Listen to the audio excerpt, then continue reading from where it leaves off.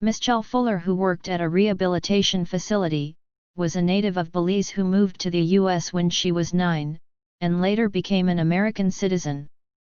Mischell Fuller and her boyfriend Tyrone Cade were not getting along. She was getting sick of Tyrone being a leech and wanted him out of her house, and the two had not had physical relationship for months. Mischell Fuller's son and daughter did not like Tyrone and didn't want their mother dating him. Mischell's daughter Desaree Hoskins had been looking forward to prom and graduation. She was hoping to join the Navy. On 27 March 2011, Mischell Fuller told Tyrone Cade to leave her house.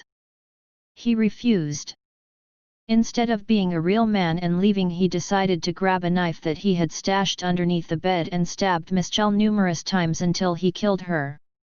He raped her dead corpse also. When Mischell's daughter tried to help her mother, Tyrone stabbed her to death as well. What can you expect when you date a registered sex offender? Later that night, Tyrone walked into the front lobby of the Irving Police Department at about 8:30 p.m. When he came in there was no one there. He used his phone and called 911. On a recording of 911 call made from the lobby of the police station before talking to officers, Tyrone appeared to be crying as he said, "I killed 2 people. Yeah, I killed them. I stabbed them to death." He said, "I just snapped." He said, "I want to talk to an officer about what took place." Tyrone told police that he came home after spending the evening with his cousin at a strip club. He then listened to a recorder he'd set up to document what Mischell did while he was gone.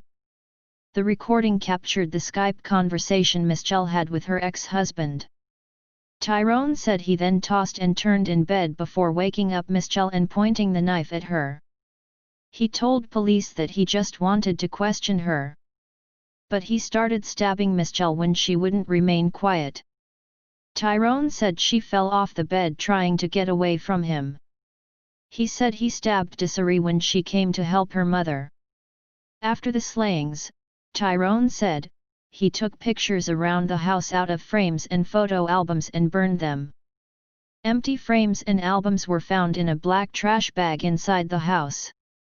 Charred remains of photos were found in a grill. Forensic pathologist testified that Desaree Hoskins had 39 wounds and Mischell Fuller had 28. One of the wounds to Desaree's neck went into her spinal cord. Both women had knife injuries that penetrated their lungs. In a video of an interview with Irving police played for jurors, Tyrone admitted stabbing Mischell and then Desaree. He admitted sexually assaulting Mischell, who had been trying to make him move out of her house. Tyrone Cade cried throughout the videotaped interview. He was often difficult to understand because he was sobbing or mumbling. Prosecutors provided jurors with a transcript of the video. At the end of the interview, he said to police, "How fast can I go to trial and get it over with? Get the death penalty, man, just get it over with. I'm just in a hurry, man, I'm ready to die, dude, wish I could speed it up. I don't want to have to go through no trial." These murders occurred on March 27, 2011 in Irving, Texas. Tyrone Cade was charged with rape back in 1999 after befriending a woman at a laundry-mat. Before he raped this woman who testified against him at court about the brutal crime in 1999, she was doing well. She was a 21-year-old college student with a great job at a broadcasting company. After he raped her, her life went downhill. She is now in jail on drug charges, pregnant, and an addict. The woman told jurors at the trial that Tyrone said, "Don't make me kill you like the last girl." In closing arguments, prosecutors told jurors that Tyrone deserved to die for his crimes. Defense attorneys urged jurors to show mercy.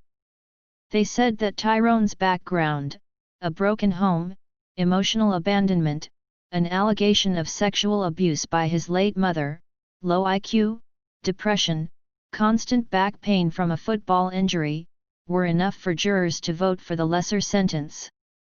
Mischell's mother, Elena Belcher, tearfully testified about her daughter and granddaughter, struggling to maintain her composure on the witness stand.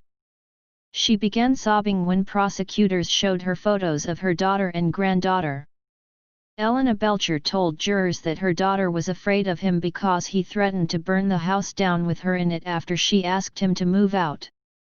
She had wanted him to leave for some time after finding out he was a registered sex offender.